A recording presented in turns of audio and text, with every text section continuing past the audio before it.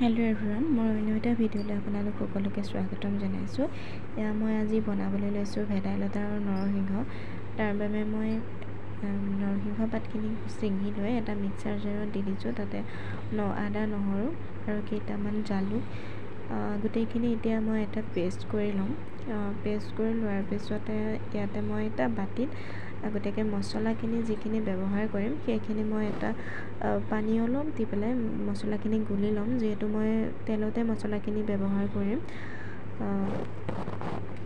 নহ'লে জ্বলি যাবও পাৰে। ইয়াত তেল গৰম হোৱাৰ লগে লগে মই পিঁয়াজখিনি দি দিলোঁ। পিঁয়াজখিনি অকণ ৰঙচুৱা হোৱালৈকে ভাজি তাতে মই মছলাখিনি দি দিলোঁ।